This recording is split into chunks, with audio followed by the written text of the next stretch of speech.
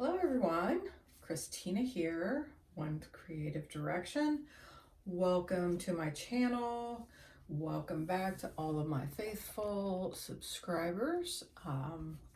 Appreciate your patience while I was moving.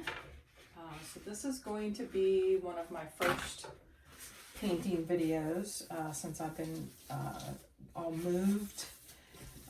Completely moved in here down in Florida. Haven't had time to make any videos or really do any painting, so this is going to be one of the first painting videos. So welcome in. If you haven't seen any of my other videos, please go back and watch.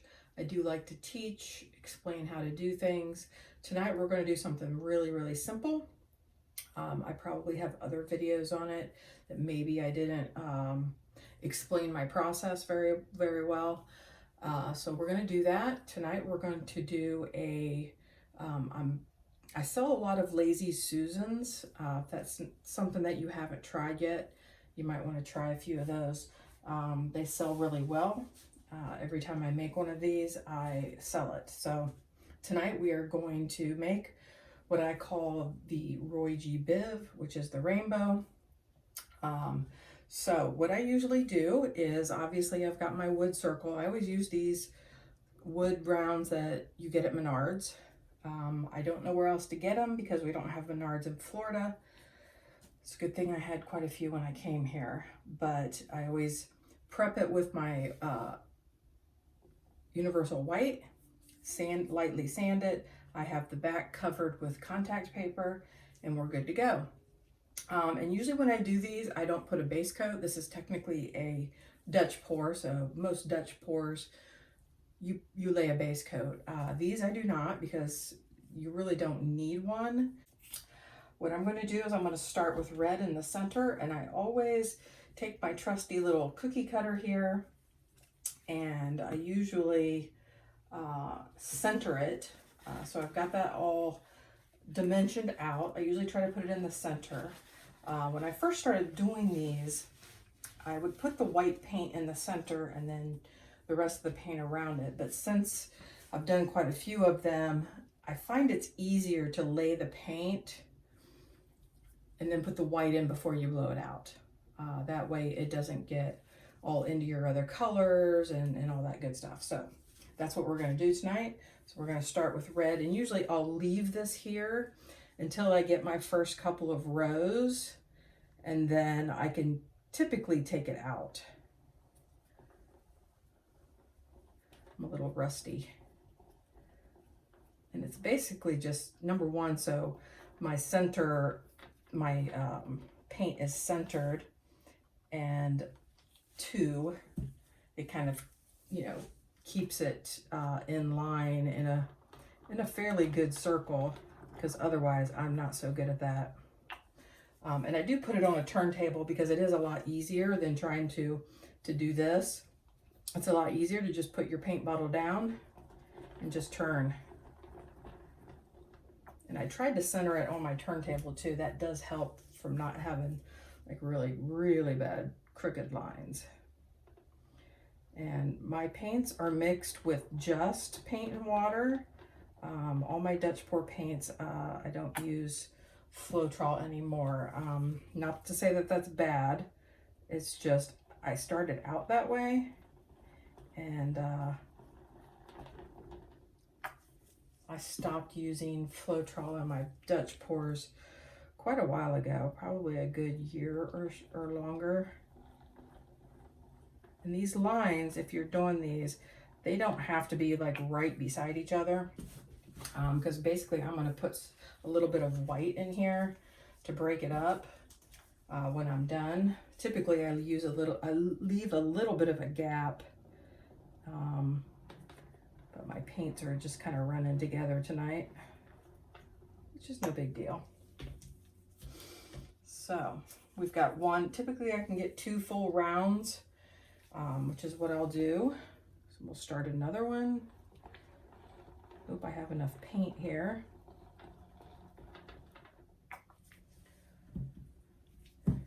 And if anyone's interested, I can go through my paints, my paint colors. This is not the typical red that I use. I typically use Utrecht's Napalm red, or scarlet, I think it might be, I can't remember. But I didn't have enough mixed up, so I'm using Pebio's Quinacridone Scarlet tonight instead. I don't think it's going to affect the outcome at all, so I guess we'll see, won't we? So this is the gap that I typically leave, is a little bit in between each color. Sometimes I go back before I blow it out and add some white in between. It does help break the color up a little bit. See how my lines are getting a little bit, little iffy, I guess you could say. Yeah, we're gonna have a lot of air bubbles because I shook them really well. Let's get some more paint here. There we go. My house smells like yogurt. I'm making coconut yogurt in my Instapot right now. So that's all I can smell is coconut yogurt cooking in my Instapot. Okay, so typically it goes out a little bit further, but because I made those initial lines way too close, I ended a lot earlier. But I believe we have plenty of paint on here, so when we blow this out, it should go over the edge. But just in case, I'm going to put a little red and maybe an orange, just because I can. And I don't want to chance it. So this is where I typically will fill in a little bit of white. And honestly, I forgot to get my favorite white. This is actually Blick's Pearl White. I really like this in Dutch pours. I don't know, it just interacts with paints really, really well. So it's one of my favorite ones to do Dutch pours. Paints are all crusty. All right, we're gonna put just a little bit of white in between, not a lot. I'm not gonna like douse it with white. So we're gonna put a little bit there, we're gonna put a little bit here, a little bit here, a little bit here. Hopefully this works out. Just got my paint in it. That was really good. You ever not painted in so long that you're just rusty? I feel really rusty today. I haven't really painted that much. All right, I'm just going to put just a few drops there. And I think that should do it. Okay, definitely need to torch. But what I'm going to do is I'm going to fill this with white, and then I'm going to take the cookie cutter out as soon as I find my torch. Okay, all right, let's pull this open. Should have done this before, I apologize. All right, we're going to put some white in here.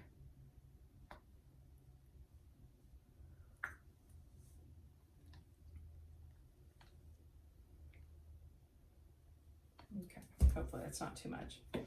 All right, now we are going to pull this out. Ooh, that was a nice bubble. And torch. Lots and lots of air bubbles. Especially that white I just shook.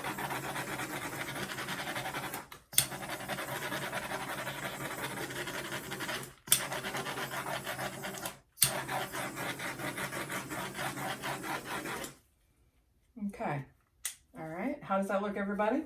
All right, it is time to turn on the blow dryer.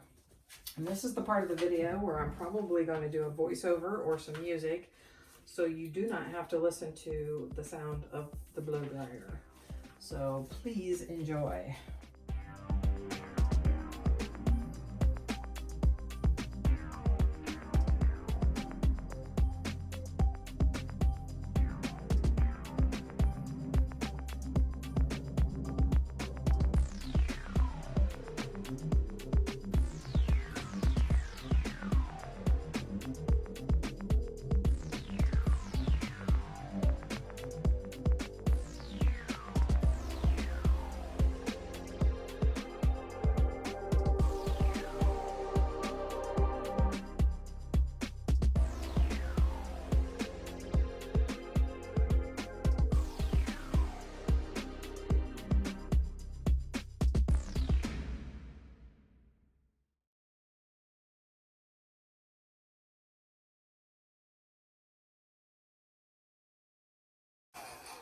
Ooh, that turned out really pretty. I have to tell you guys, I was a little concerned about not using my favorite Naples um, red, but I really like this Pebeo red. It is gorgeous. You see all of those cells that it creates? Holy moly. Really, really pretty. All right, I'm going to turn the camera off and I'm going to make sure that all my sides are covered. I may give it a really small spin to get a little bit more paint over the edge. Really disappointed. I don't see much purple. I see a little bit there. I should have just ended with the purple on the edge, but I really do like this red on the edge. It is just fire. So I will be back in a minute and I will bring you guys down for a close-up. Okay, you guys, so I'm back with the close-up. Do you see what I mean about the red? It is just fire. I absolutely love it. Isn't it pretty? Now, what I typically do with that center portion where it's white is a lot of times I will take a stencil and use all the same colors that are in here and create a really cool design in the center of it. But look how pretty. I love it. That red on the edge is just fire. I mean, see those cells? That is just straight paint and water. And those white cells, do you see the white? That's why I use that Blick white, because it creates those really cool cells as well. They're like pearl cells. So tell me what you guys think in the comment box. I would really, really appreciate it. And once again, thank you all for being patient while I was out. And I'll catch you on the next one. Bye now.